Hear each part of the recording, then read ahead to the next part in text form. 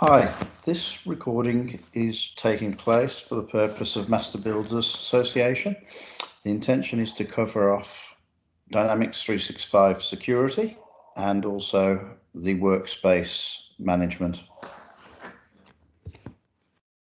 In this session, we will cover what security roles are, what security structure and elements are contained within Dynamics 365, which tools can be used for ease of use, and we'll look at the security reporting. So, what are security roles? In essence, Dynamics 365 employs a role-based security system. This means that rather than switching on and off hundreds and thousands of fields and switches and menu options, you can assign a business role to a user, and then they will inherit all of the appropriate functionality. An example of this might be something like a sales manager, purchasing manager, sales clerk, purchasing clerk, production manager, etc.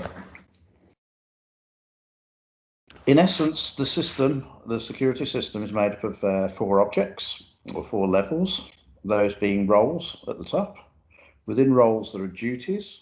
Within duties, there are privileges. And then within privileges, there are securable objects or permissions, which are in effect the database objects. It is unlikely that master builders will require this 4th lowest level of security access. So looking at these in a little more detail, as previously mentioned, a role is in effect a business function. So an example, as I say, was something like a sales manager, and we'll take a look at those in the system in just a moment. Duty might be a task or a process within the sales manager role. So for example, they may be able to apply discounts, create sales orders, create and maintain commodity pricing, as an example. Within the duties, there are privileges. So if we assume the role to be a sales manager, the duty to be commodity pricing, then a privilege might be that the user assigned with these permissions can create commodity pricing, and create templates, create calculations, and that kind of thing. And as mentioned, the lowest level is the actual database, which is actually where we have the securable objects such as menu items, fields, and such. And we can determine whether you have access to delete, write, and so on. And we'll touch on that in just a moment. So let's take a little look at that in the actual system. So you'll find the vast majority, if not all, of the security functionality lives within the system administration module. So if we navigate to the modules, to sysadmin, then you'll notice there is a security block, and under here are the main maintenance functions. So the heart of the system effectively is the security configuration. So if we click on security configuration, that will fire up a function in just a moment. And the first thing you'll notice is this browser on the left, which is the roles, which is the highest level of security. All of these roles have been set up within Master Builders and come out of the box as standard. So if we take a look at one in a little more detail, let's say stay with our sales theme. I'll pick out sales, perhaps pick out our sales manager.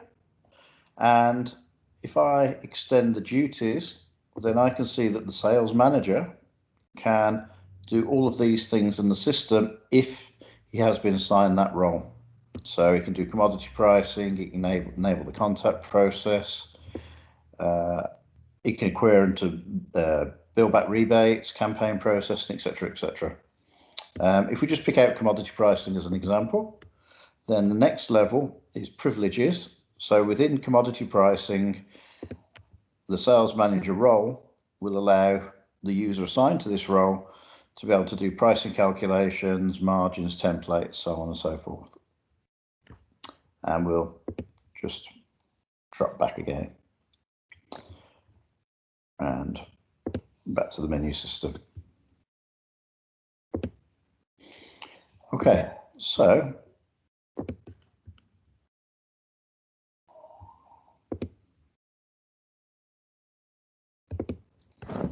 The next area we'll take a look at around security are some of the security tools. So we've taken a quick look at how we can maintain roles and how they look within the system, within the configuration, but we'll now take a look at some of the tools, and these include role duplication.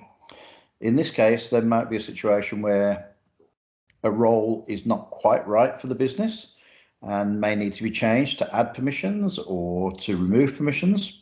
And so an existing role can be copied and then amended. As best practice, it is recommended that you do not change the standard roles. They should be left there as standards. And if you are going to make modifications and changes, then duplicate the role, prefix it, MBA, sales manager, MBA, procurement manager, and make the changes to the copied role. The system comes with auditability, so we can see if any changes have taken place and who's done them. There are two ways to assign the roles to the users, manual and automatic. It is strongly recommended that master builders employ the manual assignment due to the small number of users. Then we'll answer the question, which duty, role and privilege. For example, if I want to give somebody access to a certain process, how do I do that? If a user comes to me and says, I can't do this, I can't do that, how do I find out which role, which duty I need to assign to them in order to allow them to continue with their job? And that can be done in a couple of ways, which we'll go through. The task recorder diagnostics, we won't be going through as part of this session because master builders aren't currently employing the use of the task recorder. This may be done and may be considered at a future date. So let's take a quick look at the tools. If we just drop back into the system and rerun our system configuration, security configuration, my apologies. So the first one we mentioned was duplicate. So if we were to pick out our sales manager again, as an example, we might, in this scenario, say that we have sales managers, but we also have a senior sales manager, just as an example, and they can have more privileges. So the way we would do that is we highlight the role, and quite simply, we click on duplicate. We give the new role a name. So this is our senior role, and we click OK. And what that will do is take the sales manager role and create a new one called sales manager senior. And if we extend the duties, then we've copied the sales manager to the sales manager senior. To make modifications is very simple. To add duties and remove duties. The one thing I would say is that you will not find a button that says add duties, add privileges, remove duties, remove privileges. Within the security functions, these areas are referred to as references. So, for example, if I wanted to remove commodity pricing for this role for some reason, then I quite simply click remove references and it takes it away. If I want to add, then I can add in the same way, but just bear in mind that references is the term for the duties and the privileges. Okay, the next thing we'll take a quick look at is the auditing. So I'll pick out our sales manager senior, we just created it, so there won't be too much of an audit trail. But if we click on the audit trail button, then we can see that it's been updated and created by myself this morning. And if we drop back and perhaps pick out somebody else, let's say the treasurer, that sounds important, and click on the audit trail, we can see that there have been a number of updates in this particular system, most of them being internal system updates. So the system's fully audited, and that is very useful when you get an external auditor into the system to show how secure the system actually is. Okay, so the next thing we'll do is we'll look at assigning a role to a user. So if we go back into our sysadmin module, we can do that in a couple of ways. Firstly, we'll look at the users. So this is the user maintenance function within the system. That message, by the way, says that I hadn't published the objects. When you create a new role, you must publish them first before they can be used. So just a heads up. So if we take a look on the system, we want to assign a role, we could pick out a user. So let's say we're going to pick out Brad, and we're going to give him some privileges. So we'll say that we're going to turn Brad into a sales manager. To do this, we simply click on Assign Roles.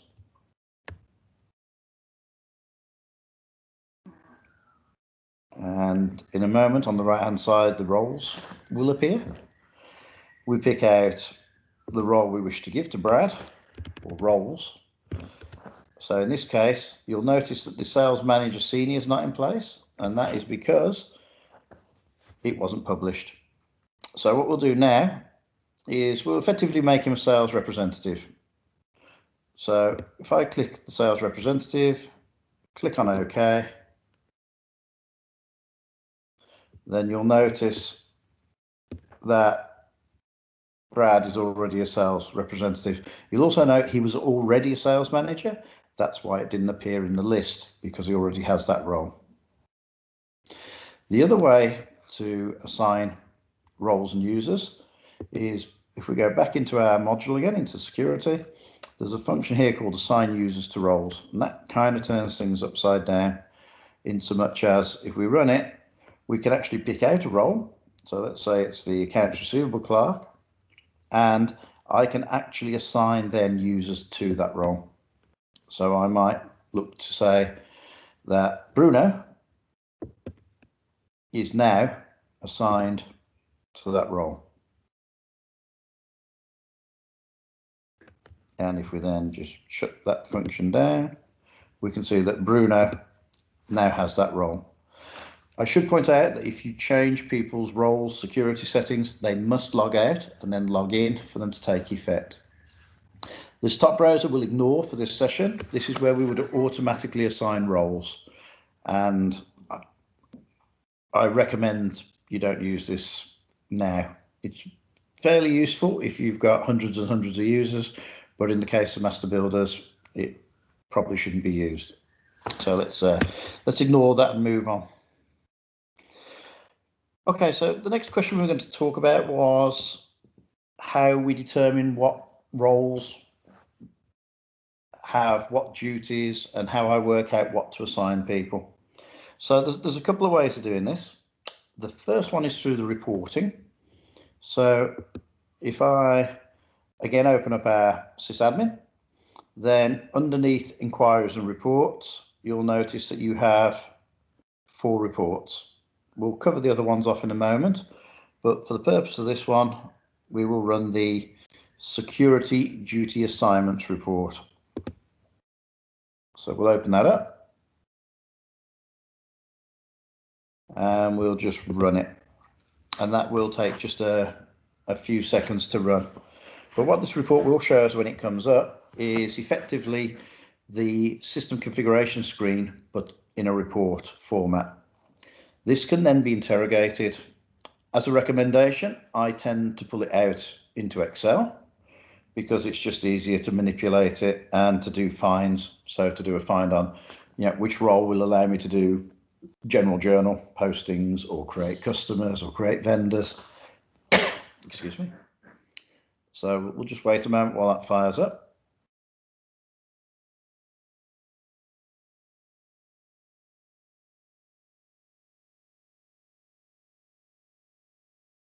And hey presto, we can now see all of the roles within the system, and we can extend those should we wish to see the details, which would in effect be the duties that are available. As I say, I tend to export, top left-hand corner, and pull it out into, say, an Excel format, which again will take just a moment.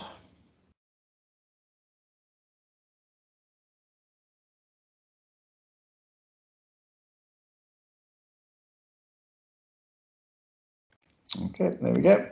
So we'll just open that up and take a little look. And so as you can see, we can open up this report, we can extend it, and we can see all of the duties and such within it, and use the standard Excel searching to be able to work out which roles give which duties, privileges, and such. Something that's been introduced recently, which is extremely useful, is the ability to do a spot check from different functions in the system. So we'll just close these down. What I mean by that is that if you were going to any function in the system, so in this case, let's just run all sales orders. So I'm going to run the all sales orders function, and this might be a scenario where we've set up security, and as I said before, somebody then comes to you and says, I can't create a sales order, I can't do this, I can't do that. If you go into the system, find the function, and that's another good point, always ensure that you have at least one system administrator user so that you can access the whole system. And it's recommended that you leave the microchannel logins also as system administrator, as we do tend to do training across the system and also support across the system. So we're in sales order entry. Every function in the system has this options menu at the top of the screen. So if we just click on that, then you'll notice there's a option called security diagnosis, diagnostics. If we click on that, what that will do is it will take the function we're in sales orders and say, yep, these are the roles that have access to sales order entry. So the collections manager, the credit manager, the treasurer, the sales managers, including our new role that we created, and so on and so forth. Quite simply, to add that role to a user, we could turn around and say, okay, we are going to give the user the accountant role in order to give them the ability to get to sales order entry. To do that, we just click on add roles to user. The other option is to do it by duty, which is the lower level. So it might be that we have duties here, and I want to give somebody the ability just to maintain sales orders. So if I was to click that and add duties to role, then that would take me into the role and add the duty. So that's the way that we would actually add roles and duties for a user based upon any function. So just to give you another example, perhaps we need to give access to all vendors to somebody. So if we go into all vendors,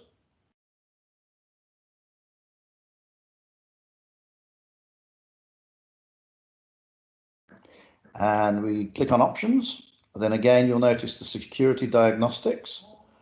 So if I click on that, then we can see all of the roles, treasurer, project assistant, accounting manager, that have the ability and the duties to go into vendor maintenance. And again, we can add roles, add duties, or even add a privilege. It might be that we just want to give a view. So I can't modify it, but you can view it. And we'll just close that there. Okay, so the last thing we'll look at on the security model is we will just drop back into PowerPoint, and there are a number of other reports in the system. I won't run them as part of this because they take a little time to load, but I have captured some screen grabs and I have supplied this slide deck with the reports on. So first one we'll look at very briefly is the user role assignment report. And as you can see from the example on screen, this allows you to see by user, in the example on screen, Alicia, that she has access to the budget clerk, employee, system user, and buying agent. The next report is the role to user assignment, which turns the first one on its head and effectively shows you the role. And then within the role, it shows you which users have access. So the budget clerk is Alicia, Brad, and Molly. Duty assignments is the one we just ran and had a look at. And as you saw, is effectively a list of all the roles and duties within the system. As I say, I won't run the reports, it takes a little time. That concludes the security training. Of course, if there are any queries or questions, please don't hesitate to ask me. More than happy to help. Excuse me. Okay, so we'll move on to the second part of the training session, which is effectively the MBA Workspaces. And as part of the workspaces, we will look at how we can modify workspaces, create new workspaces, and in effect, make people's experience of navigating the system a little more effective. As a heads up and a summary, a workspace is defined as an object that gives a user a 360-degree view of a certain business area. And I think the key ethos that comes out of it is that Microsoft have looked to design the workspaces very much so that it works by exception. So if there's something wrong in the system, it notifies you. If it thinks there's a problem, it notifies you. If everything is running smoothly, then it's available, but takes second place to priorities. So let's take a look at workspaces. So we'll just drop into the system. And the first thing we'll do is just have a quick look at the entity store. I mention this because the entity store are the objects that in effect feed Power BI. And I mentioned Power BI, we will be having a separate session on Power BI, but Power BI does tend to be invoked from the workspaces. So as a very quick overview, to build workspaces, to build Power BI reports and run them on the fly would take time. Therefore, the system comes with a number of objects, and these objects in effect are a consolidation of database tables and data to give a certain view that the reports can run off more efficiently. A little bit like back in the day, cubes, data cubes. So the one we'll just have a quick look at is the credit and collections. And that will feed the credit and collections report. So just to take a quick look at this area, should point out all of these tiles on the front, bank management, benefits, budget planning, customer invoicing, these are the workspaces. So the one we'll have a look at as an example would be, say, perhaps customer credit and collections. So we'll run that workspace. It'll take just a moment to load up. And there we go, now it's loaded. So there's effectively 4 aspects that we need to consider as part of a workspace. The first is effectively our selection criteria. So at the moment I'm looking at company USMF, but I could open that up, change it and look at a different company. I'm looking at the moment at all customers across the business, but I could, if I wanted, just pick a certain customer account and look at them.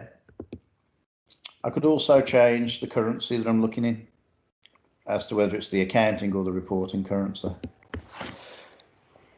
The second aspect to a workspace is this tiled area. As you can see, there are numbers on it, which represents the number of records behind it. So as an example of this, and as I mentioned before, it really does look to give you the power to work by exception. So there's a sales order on hold. I'm interested in that. I've got 2 customers over credit limit. I've got journals that haven't been posted. I've got collection letters that haven't been sent out.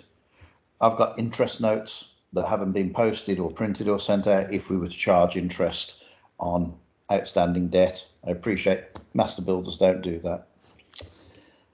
So if we click on one of these tiles, I might be curious to see the customers that are over their credit limit. So I'll click on that tile and I can see instantly that Sunset Wholesale and Yellow Square owe us quite a lot of money. So I can deal with that and I can drop back. I might also look and see that there are some collection letters that haven't been printed. So I'll click on the tile and it goes out and it finds the collection letters that I perhaps need to deal with. And I can click back again. The second area, so some workspaces come with these graphics. In this case, we can sort of hover over it and see amounts and such. And as it's debt, we could also change the aging period definition should we wish to view it in a different way, or indeed set up different aging period masks. The next area we'll look at, the third area, is effectively what we call the list. And in this case, I could see sort of customers that are overdue. I might want to take a look at credit limits or customers that are on hold or whatever. So it's a kind of list area. And the final part that we'll take a quick look at is the links. And the links are on the far right hand side and are effectively hyperlinks to different areas in the system that might be pertinent to this particular workspace, i.e. managing customers and credits and collections. So I could go to the customers or to the age customer balances or create an interest note or whatever. And the last part that we'll take a look at, I mentioned the analytics, Power BI, and again, we will have another session, but anywhere where you see the phrase analytics, as it is in the top left-hand corner, if we just run that very quickly, it will take a few moments to load because it's crunching some data, but this report is in essence running off the entity store that we looked at a few moments ago. And in this case, we, as just a very quick example, have our collections overview. We have our credit overview, so we can see where we are. We have our credit limits. I can see customers over credit limits. I should point out that we have filters on the right hand side. So if I want to filter in this case by company, customer account, customer group, then I can.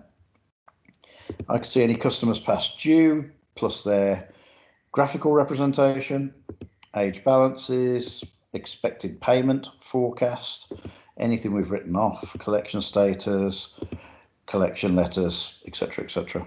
And of course, if we want to drill down into them, then we can. I can put a focus mode on, in which case it pulls the report up, and then I can go back to the report.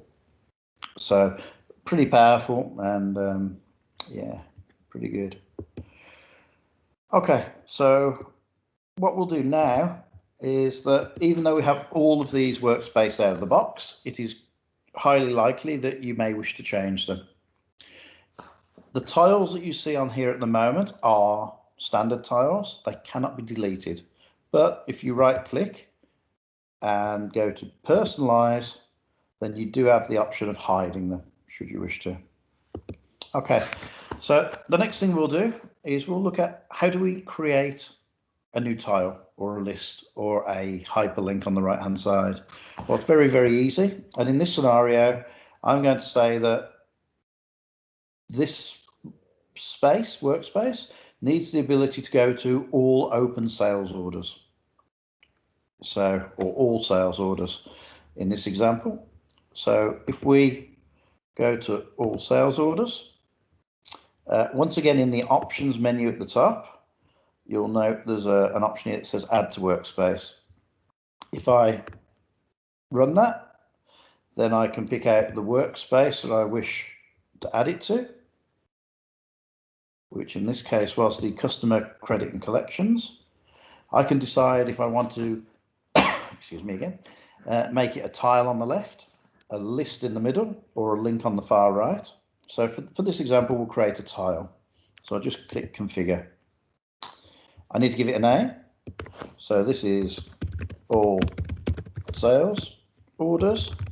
And I also need to determine whether I want to show the count on the tile, so the number of records behind it. In this case, I'll say yes and click OK. Next thing we need to do is just simply go back to our workspace and run it. And you'll notice that we now have a tile here, which is all sales orders. As I say, I could have created that as a list. I could have created that as a link. We'll just drop back. So there are 769 sales orders in the current system. Something else that we can do is save views. So if I go to all sales orders, create a new view. So it might be that I'm just interested in invoiced as an example. So I'll filter on the status. I'll filter on invoiced and apply it so that my browser now just simply shows invoiced orders. I'll save that view. So I click on my view. The my view functionality may not at the moment be enabled at Master Builders, as we are doing some work around that. So if I do save as and say that this is just invoiced sales orders, do I want to make it my default? No, I don't. If I did, then when I load the all sales orders function, that is the view that I would see. So we're going to save that and we're going to add it to the workspace with the filter in place. So we'll add it to credit collections. I'll add it as a tile. I'll configure it and I'll say that this is invoiced sales orders only. So if we click OK and then we go back to our workspace,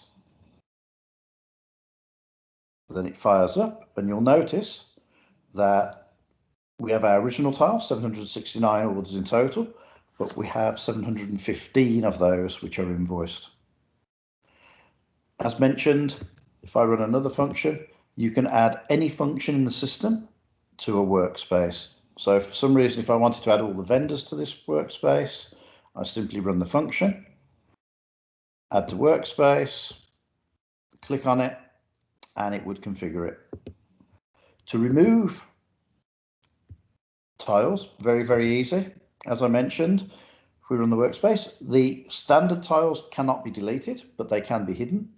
But if we wish to remove the tiles we just created, we right click on them, we select personalize, and we just click on remove.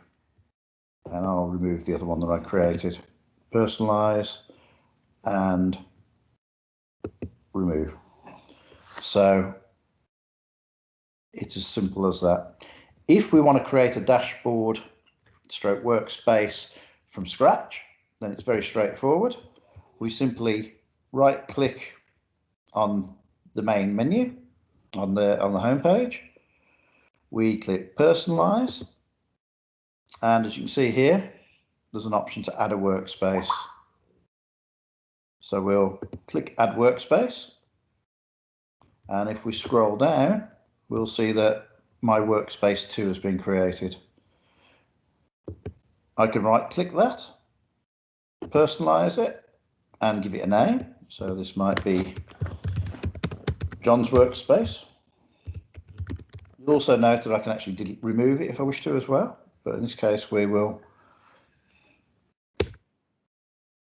create John's workspace. If we run it, then of course there is nothing there. So to add things, it is exactly the same process. I might wish to add all purchase orders. I go in to the function that I wish to add. Just take a moment to load.